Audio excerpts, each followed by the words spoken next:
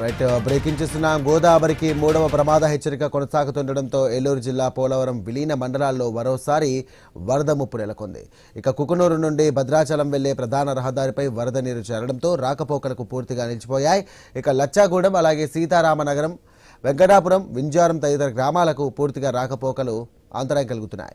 ఇక వేలేరుపాడు మండలంలో ఎద్దువాగు పొంగి పొరలడంతో సుమారు 20 గ్రామాలకు రాకపోకలు పూర్తిగా నిలిచిపోయాయి.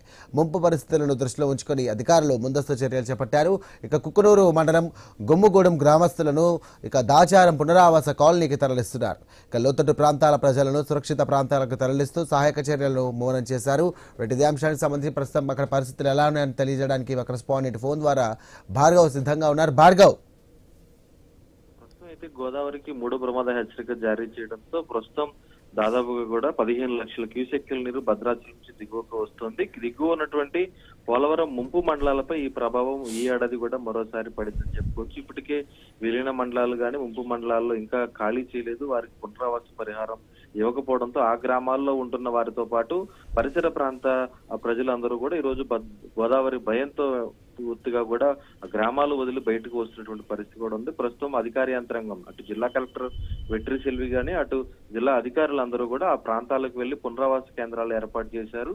దాచారంలో ఉన్నటువంటి పునరావాస కాలనీ కూడా ఇప్పటికే గుమ్ముగూడెం గ్రామస్తులను ముందస్తుగా తరలించారు. వారందరూ కూడా తటాబుట్టా సర్దుకొని ట్రాక్టర్లలో తమ ఇంటి సామాన్లతో పాటు ఈ ప్రాంతానికి చేరుకుంటున్నారు.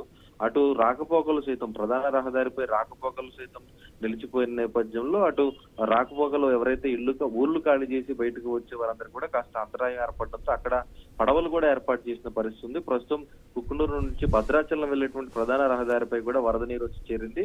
దీంతో అటు లచ్చగూడెం, సీతానగరం, వెంకటపురం, వింజరం ఇతర గ్రామాలకు రాకపోకలు అయితే నిలిచిపోయి, అలాగే ఈ కుక్కునూరు నుంచి వేలేరుపాడుకు వెళ్లేటువంటి ప్రధాన రహదారి ఏదైతే ఉందో వేలేరుపాడులో ఎద్దువాగు పొంగి ప్రధాన రహదారి పైనుంచి నీరు ప్రవహిస్తున్న నేపథ్యంలో అక్కడ లోపల ఉన్నటువంటి 20 గ్రామాలకు కూడా ప్రస్తుతం రాకపోకలు స్తంభించిపోయిన పరిస్థితి కూడా ఉంది.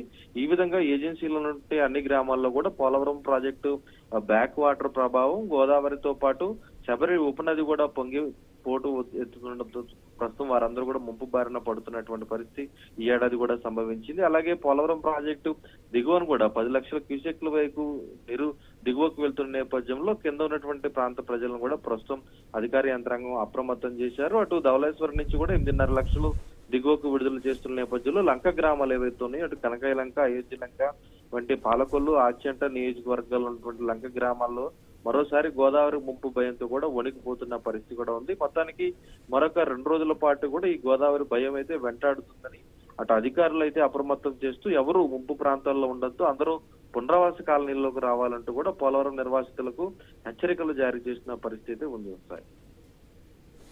Right, thank you Bhargav.